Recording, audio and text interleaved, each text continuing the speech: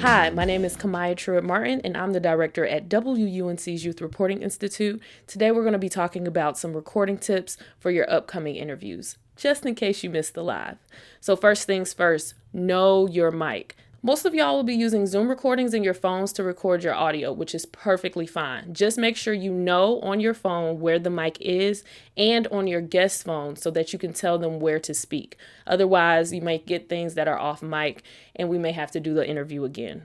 If you have a traditional mic, or even if you don't, once you get back into the world, you're going to need to know how to use one. So, for instance, the mic that I'm recording on right now is a H2N Zoom, and it is the bomb. This bad boy has 5 mics inside of it, all laid on top of each other, and they all have different purposes for collecting sound. There are 4 separate settings that allow you to switch out the mics that fit the best for whatever you're trying to capture. So if you're doing a video or a film, you want to be on MS, which is mid-side, and that is using 3 of the mics inside, 2 that are pointing to the side and 1 that is pointing directly in front of you. The other setting is the XY setting, and that's 2 mics set at 90-degree angles on the inside of this. And that's good for getting outside natural sound because it's picking up everything around you. Next, there's 2 channel, which is using all the mics into a surround sound that is put into one file. And then you have 4 channel that uses the X and Y mics and puts that into a file. And then the MS mics and puts those into a separate file that load as 2 files on top of each other once you get them into your audio editor. With all of that being said, you need to think about the plan for your interview so you know what mic to use. So this is a directional mic. It's called a Rode shotgun mic, and it only gets the sound that is directly in front of it. It's not going to pick up any background noise like that because the mic is literally in a straight line.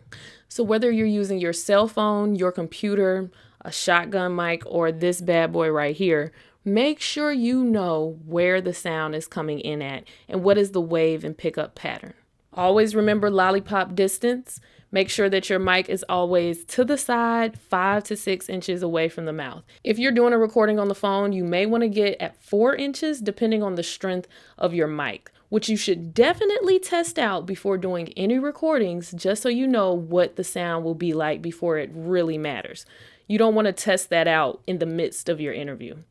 Make sure you always wear your headphones so you can be aware of the sound that is coming into your mic. That means the way that your guest sounds, and so you can be aware of any background noises that may mess up your audio. That could be jingly bracelets, a running AC, anything that does not make sense to hear in your story. While you're doing your interview, make sure you're always checking your levels. As you can see, while I'm talking, my levels are going. And this is the -12, and that is the -6, and that is how you make sure that you aren't spiking. Make sure you're not too low so you're not giving every sound in the background, and then also make sure you're not too high so you're not busting the windows out of your mic. If it's too high, then you won't be able to fix it later. Once you start distorting your sound, it's really hard to get that sound back. If you're using your cell phone to record, make sure you're using your voice memo app. Make sure your guest is also recording on their phone if you guys are not in the same place. And make sure that they have their phone 4 inches away from their mouth. That either means like they're on the phone or off to the side where they're speaking near the mic. If you have an Android or a Windows phone, you should probably download Smart Voice or Creo, depending on which one you have, because these do not compress your files once you send them off. It gives you that pure audio that unfortunately you can't get just by using the app built into your phone. For more tips and updates, check out our Instagram page at WUNC Youth Voices. And if you need help guiding yourself through this recording process, check out our webpage. As always, we're here to amplify youth voices. So what's your story?